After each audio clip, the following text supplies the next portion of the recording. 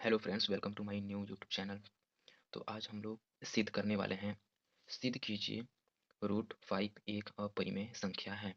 तो आज हम लोगों को सिद्ध करना है कि जो ये रूट 5 है ये एक अपरिमेय संख्या है कि परिमेय संख्या है, इसको हम लोगों को प्रूव करना है। अगर यह अपरिमेय संख्या तो कैसे है, इसे प्रूव करो। तो वही हम लोग आज इसको प्रूव करना है। ये क्लास 10 का मोस्ट इंपॉर्टेंट क्वेश्चन है, जो कि हर साल एग्जाम में यह क्वेश्चन पूछा जाता है।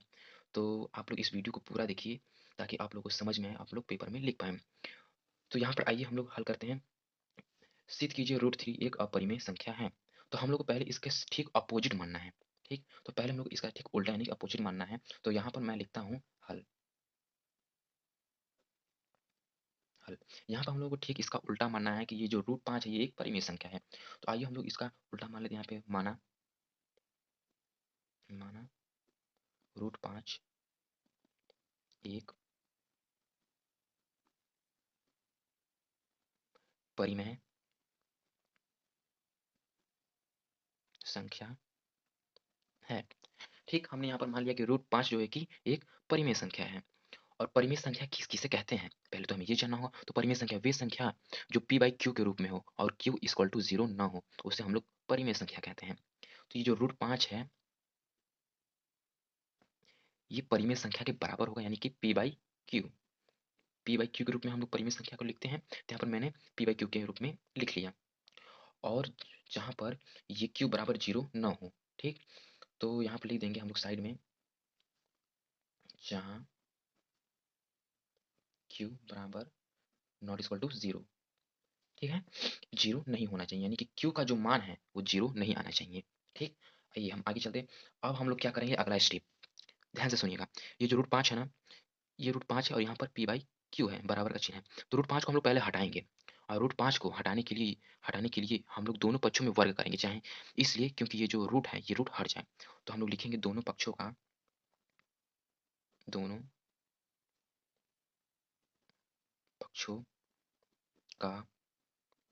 वर्ग करने पर। तो हम यहाँ पर दोनों पक्षों का वर्ग करेंगे। तो दोनों पक्षों का वर्ग करेंगे तो यहाँ पर हो जाएगा रूट 5 का स्क्वायर बराबर p बाई क्यू का होल स्क्वायर। अब इतना लिखने के बाद यहाँ पर 5 का भी स्क्वायर हमने कर दिया, बराबर में p बाई क्यू का भी स्क्वायर कर दिया। और जो ये स्क्वायर है, स्क्वायर से ये रूट कट जाता है, तो यहाँ पर हम लोग स्क्वायर से रूट को कट कर देंगे।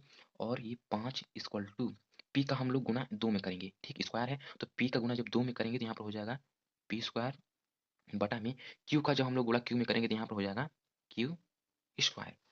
ठीक, ये आया p पी स्क्वायर और क्यू स्क्वायर। तो 5 बराबर आ गया पी स्क्वायर और क्यू स्क्वायर। अब यहाँ पर कुछ भी नहीं है तो यहाँ पर हम लोग 1 मान लेंगे।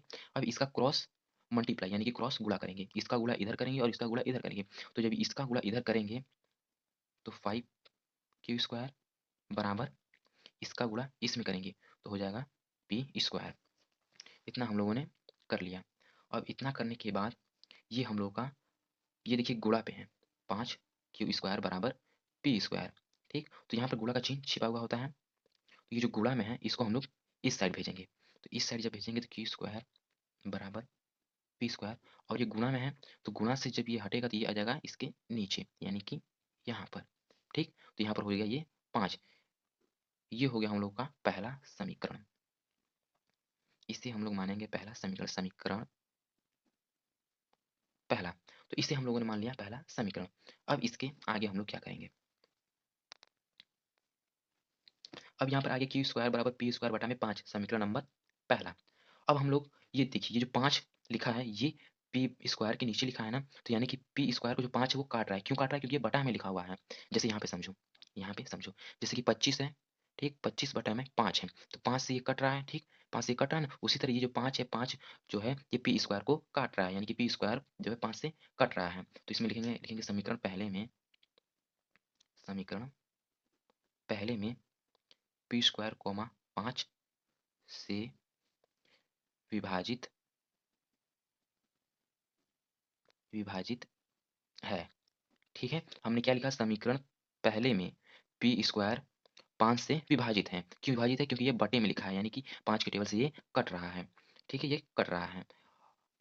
अब हम लोग क्या करेंगे, अभी अगर मैं यहाँ से स्क्वायर हटा देता हूँ, समझो ध्यान से, अगर मैं यहाँ से स्क्वायर हटा देता हूँ तो क्या सिंगल पी बन जाएगा, और सिंगल पी भी क्या होगा, 5 से विभाज्य होगा सिंगल पी, तो हम इसको भी लिखेंगे यहाँ पर सिंगल पी 5 से विभाजित है।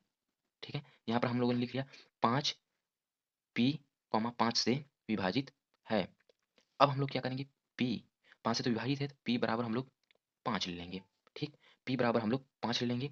अब पी बराबर हम लोग 5 ले लेंगे तो यहाँ पर कोई भी आप एक अक्षर ले लीजिए, जैसे ए बी सी कुछ भी आप लिख सकते हैं, यहाँ पे मैं सी लिख लेता हूँ। ठीक है, यहाँ पे मैंने सी लिख लिया, तो पी बराबर मैंने 5 सी मान लिया। ठीक है, ये हो गया। अब देखो क्या करना है इसमें, अब इतना करने के बाद समीकरण पहले में इसका मान हम लोग रखेंगे। ठीक है, तो समीकरण पहले में हम लोग इसका मान रखेंगे, तो आइए फिर समीकरण पहले में हम लोग इसका मान रखते हैं। तो यहाँ पर लिखेंगे समीकरण पहले में पी का मान रखने पर, समीकरण पहला कौन है, ये वाला है। यहाँ पे मैं आपको दिखाता हूँ, क्यू स्क्वायर बराबर पी स्क्वायर बटा 5, इसको हम लोगों ने समीकरण पहला माना था, तो इसी में हम लोग पी का मान रखेंगे। तो पी का मान रखेंगे तो क्यू स्क्वायर बराबर पी स्क्वायर का मान हम लोग कितना रखेंगे, 5 सी स्क्वायर है ना, तो यहाँ पर भी हम लोग स्क्वायर लिख देंगे, और नीचे में क्या था 5, 5 को इसी तरह से लिख देंगे।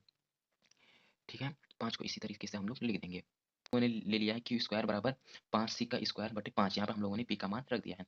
अब क्या करेंगे, क्यू स्क्वायर बराबर 5 का वर्ग करेंगे 25, 5 पचे 25, सी का वर्ग करेंगे सी स्क्वायर, बटा में आ जाएगा 5, और 5 से ये कट भी जाएगा, 5 के टेबल में कितने 5 बार में ये कट जाएगा, तो हो जाएगा क्यू स्क्वायर बराबर 5 सी स्क्वायर। तो क्यू स्क्वायर बराबर 5 सी स्क्वायर यहाँ पर हम लोग को आ गया है। अब हम लोग क्या करेंगे, यहाँ पर क्यू स्क्वायर बराबर 5 सी स्क्वायर, अब यहाँ पर गुणा में है ना, यहाँ पर गुणा जो कि छिपा हुआ रहता है, यहाँ पर गुणा में है, तो 5 को जो है कि इसके नीचे भेजेंगे, तो क्यू स्क्वायर बटा के 5 जो है नीचे आ जाएगा 5 बराबर सी का स्क्वायर। इसको हम लोग मान लेंगे समीकरण नंबर 2।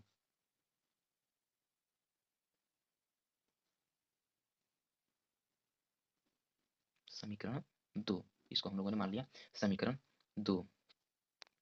अब हम यहाँ पर लिखेंगे 5 से ये जो है क्यू को काट रही है, विभाजित कर रही है, क्यू को 5 जो है कि विभाजित कर रही है, तो यहाँ पर हम लोग लिखेंगे यहाँ क्यू स्क्वायर कोमा 5 से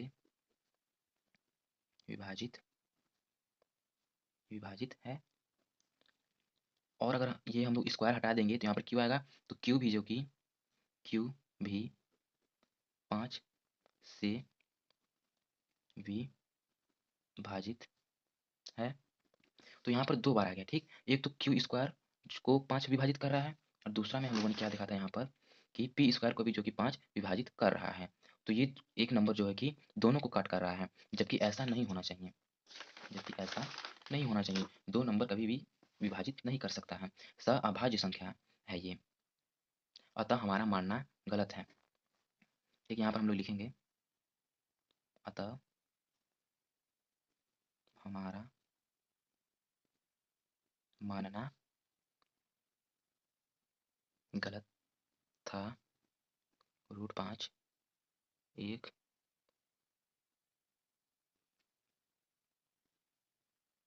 अपरिमेय संख्या। वीडियो अच्छा लगा हो तो मेरे चैनल को सब्सक्राइब और लाइक जरूर करिएगा। धन्यवाद।